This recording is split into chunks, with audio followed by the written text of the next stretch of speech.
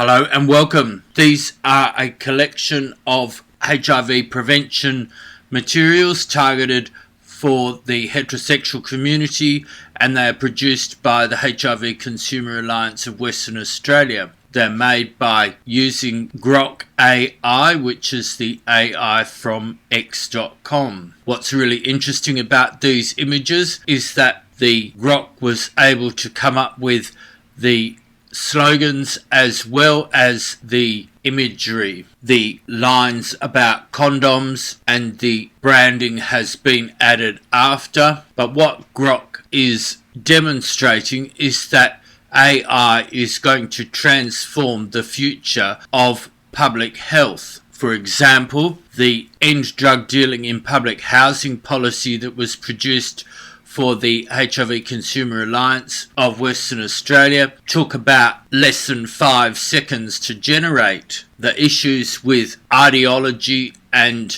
the ideological frameworks of political operatives disguised as health workers are well known, and what they do is they result in delays and the misapplication of funding. For example, the WA AIDS Council pushes the line that the most at-risk population remains the gay community, or at least that's what they said as part of their Style Aid justification, whereas the reality is that it's heterosexuals and bisexuals that are most at risk from HIV and other bloodborne viruses and STIs, because the way it works is if people don't know that they're at risk, they get infected. The LGBT, HIV and trans communities need the reduction of stigma. And what stigma really is, when you dig into the etymology of the word and the function of the word, is bullying. And we've known for a long time that HIV negative gay men treat positive people like shit, and the AIDS Council has had a long-term culture of being toxic, and so what this functionally results in is that they produce campaigns that are ineffective and which are delivered late. For example, there's a new LGBT domestic violence strategy being implemented, and the reason why this is being implemented is not because of the LGBT, HIV and trans community. It's because the WA state government has bowed to pressure from grassroots individuals who have highlighted the epidemiological data which suggests that in 1996 the HIV, LGBT and trans communities knew that domestic violence was a problem in their communities. It was a big study done by Murdoch University, and that study, every time it's been replicated, has come up with the same results all over the world. And it's the same with the meth crisis, which is a direct contributor to HIV and domestic violence.